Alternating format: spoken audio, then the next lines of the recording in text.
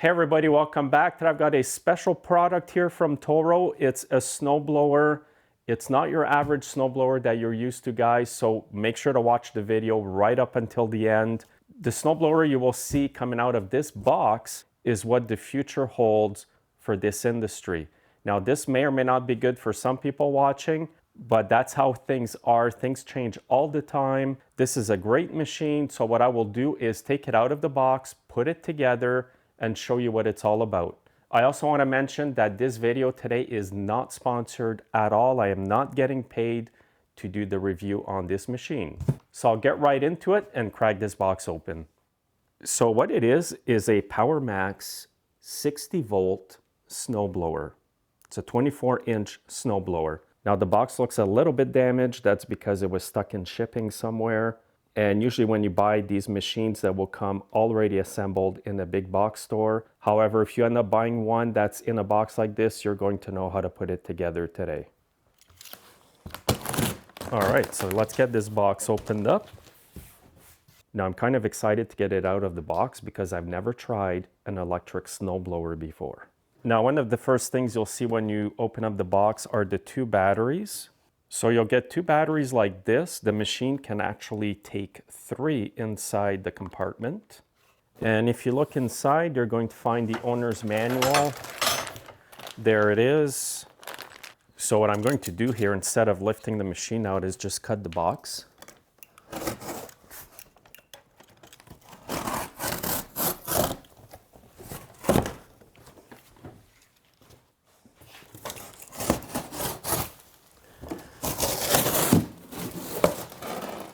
Now, before I keep going here, guys, what I want to mention is I really like what I'm seeing out of the box here. I can see it's a full metal bodied machine, and it pretty well looks just like their gas machines, except it's got the electric motor on, and it even has the metal chute.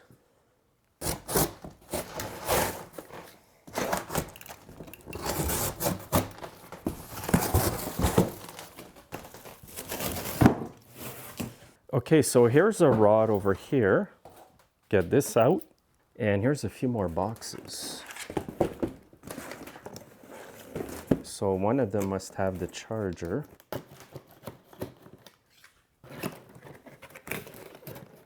Okay, so that looks like the charger right here.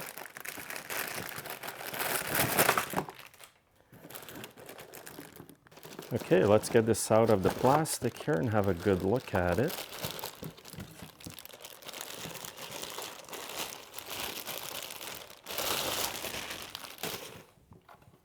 And that's actually a good looking charger, by the way. Oh, actually it stands up like this. This charger is made to be standing up like this, and then you just plug in your battery, just like that. And let's see what's in this other box here. There's another charger. Wow, 2 chargers, I didn't know that. And maybe that's because it comes with 2 batteries. Well, you can never have too many chargers, that's for sure. Now in this bag with the manual, there are some bolts here, and these are the bolts for the handlebars. So what I'll be doing here is just bringing up these handlebars. This is the bar here for the chute rotation. Now you'll need the longer carriage bolts out of here for the handlebars. And you'll have to put a bolt like this on each side of the handlebars. And you'll need the bigger nuts for these bolts. Now the top bolt here that was already on is a bit loose as well. So you'll have to tighten up both bolts here on each side. Now this plastic stick that was there is to unclog the chute when it's clogged up. And when you don't use it, you can just hang it up back here. And you can put the bottom end right in this bracket here. Now what I'll do is just bring it off this cardboard. I've got it on a dolly here. Get rid of this box as well.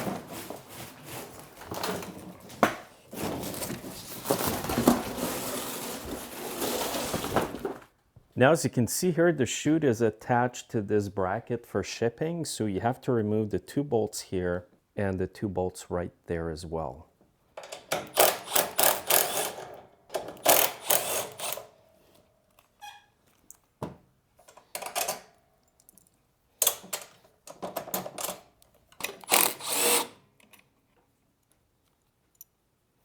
And by the way, you'll need a 10mm socket for these bolts. And the nut under here is 7/16 or 11mm. And now in your bag of parts, what you want to do is retrieve the 2 longest bolts left.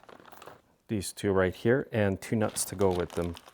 And now I'll take this off of here. Now what you want to do is line up the 2 holes here to the 2 holes on the pole. And you want to make sure you line up the chute over the chute base here. And I'll just use the bolts that were holding the previous bracket on. And you'll need a 7/16 socket for this.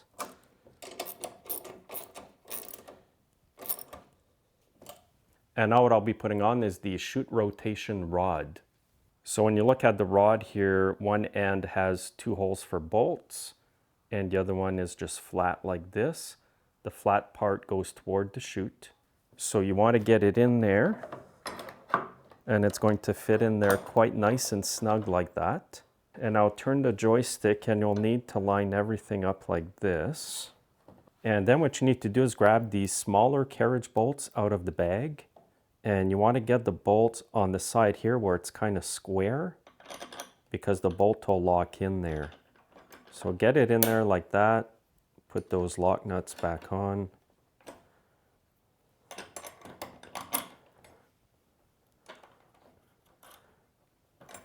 And then just tighten these up with a 7/16 socket.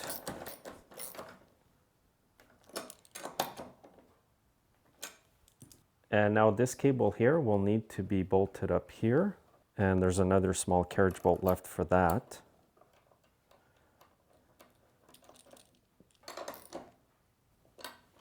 And now your chute rotation works. And I really like this setup here, guys. It's really quick.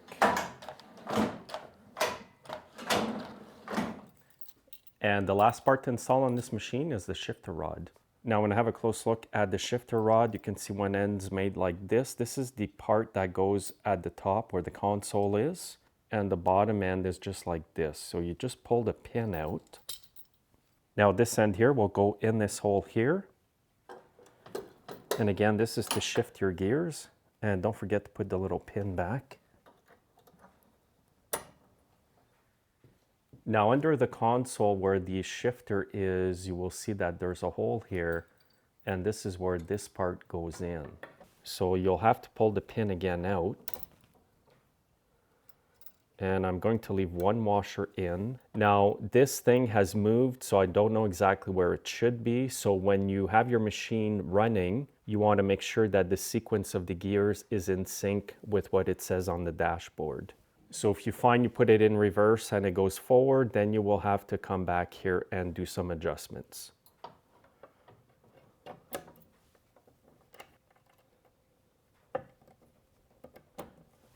And that's it. And now just try the shifter, make sure it moves freely from top to bottom. And when you move the shifter, you will see this rod move as well. That's what you want to see. Now I flipped the machine over like this to put the shifter rod, and I just realized this is the first time I flip a machine over and I'm not worried about any fluids leaking out. And it's going to be a lot easier for some people to work on their machines, that's for sure. And when I lifted it up and down, it pretty well felt the same weight as a regular TORO snowblower with a gas engine. And this is the compartment where the batteries go. And when you open up the compartment, you will find keys. So you get one key to put in here and you've got a spare one. And I'll get this plastic off. It'll just make it look a lot nicer.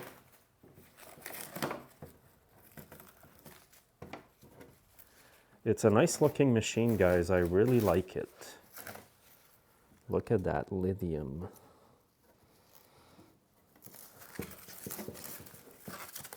Okay, so I've got both batteries charged. And when you see the green light here, that means they're fully charged. Then to insert the battery, just pop the cover. And when you install the batteries, make sure you push it down hard enough so that it clicks. Just like that. The battery has to be nice and tight in there. And when you want to remove the battery, you just push the gray button here and you can remove it. And by the way, you can mount these chargers on a wall here. That's what these screw holes are for here at the back.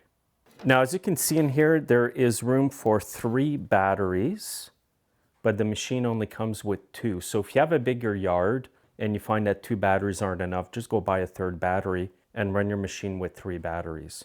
So I'm going to put the 2nd battery in, and I don't think it matters where you put the batteries, because each battery has its own level here that you can kind of check on.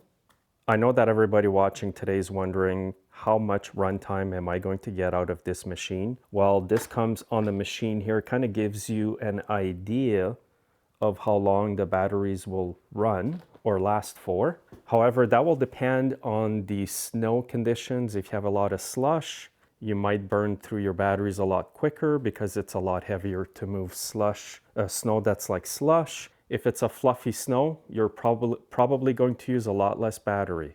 And one important thing that the guy from TORO told me to do with this machine and to tell people is to make sure that you keep your batteries indoors. So if you're done using the machine and you're leaving it in a cold garage, take the batteries out and bring them in the house with you.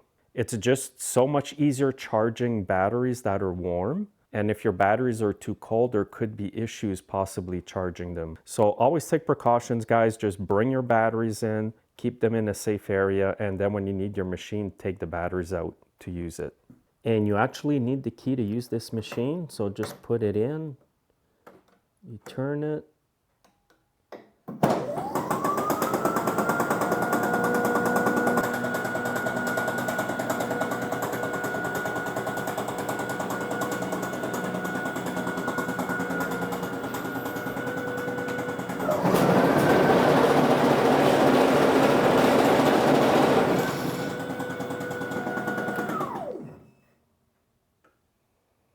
So here's the state of our 2 batteries. They're fully charged. The light stays on. Now I want to show you the console here properly, just so you don't feel overwhelmed. It's actually quite simple. This is the accessory part of the switch. And if you turn the switch all the way to here, to this icon here, that's the run position. So if you just want to check the state of your batteries, just turn it to the accessories icon. Your light will come on. You'll know if your light's good, and you can see the state of your batteries. And you can use the echo button here when you have it in the run position.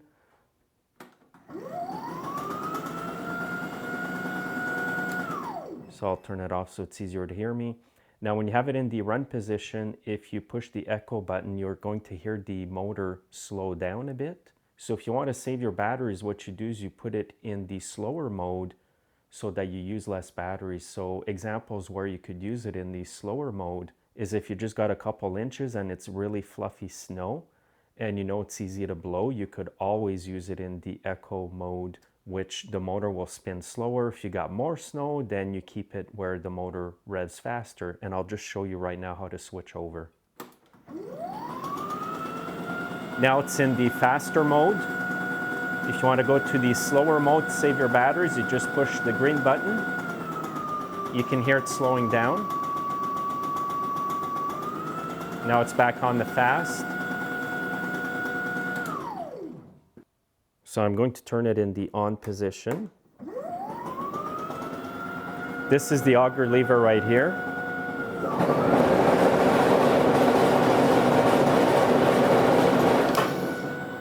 This is the drive lever.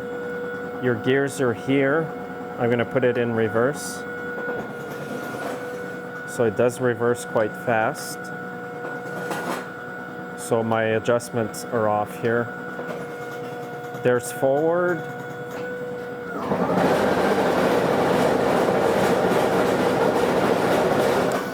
Now the noise that you hear when it's on the run position is coming from under here. It's not so bad now. So I took the bolts off to look inside here. And some of the noise is caused by this pulley here.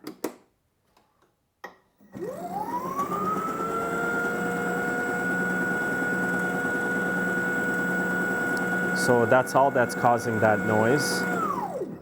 It's not defective or anything. We're hearing noises that we typically won't hear on a regular gas machine because the noise of the gas engines would always overshadow the little noises coming from pulleys. So now we're hearing these noises and we're wondering what's going on. Well, that's because the engine is not drowning out all these other noises that we never heard before.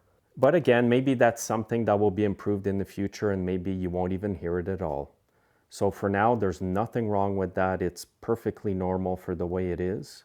And what I do like about this machine is that it has regular belts, just like a regular machine that we're all used to.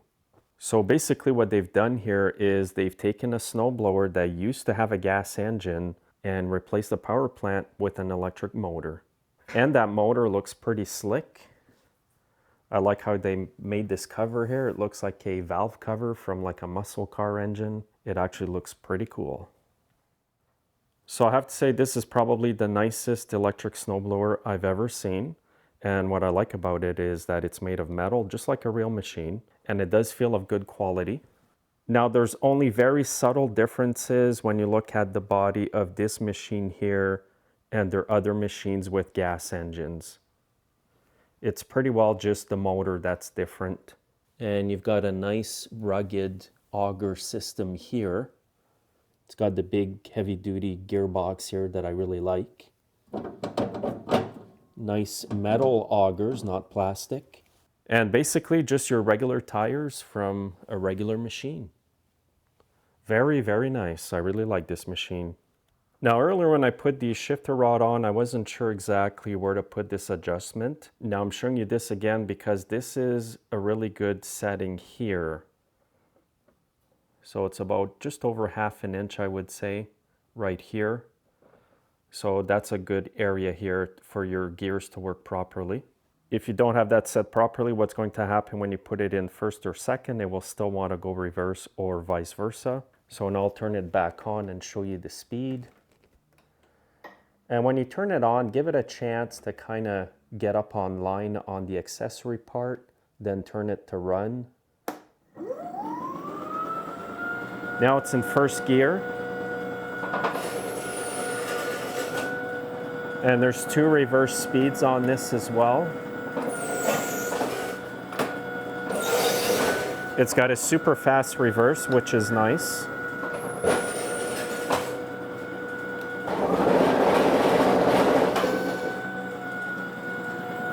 And again, here's echo mode. You can hear it slowing down. So I'll just give you one last look here before I end off the video. And again, this machine, guys, is of good quality. If you're debating what machine to buy, I would recommend this machine here. And again, you've got your battery bay here. You can put 3 batteries. The machine comes with 2.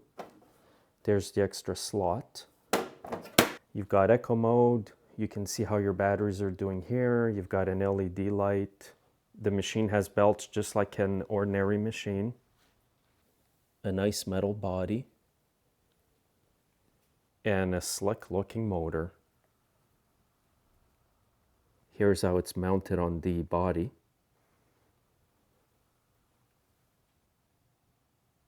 PowerMax E24.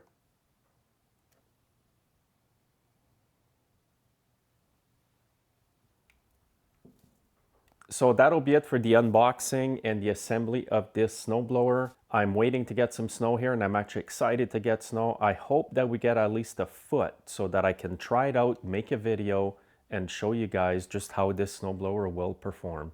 So keep your eyes open for the next video on this machine. Thanks for watching and have a great day.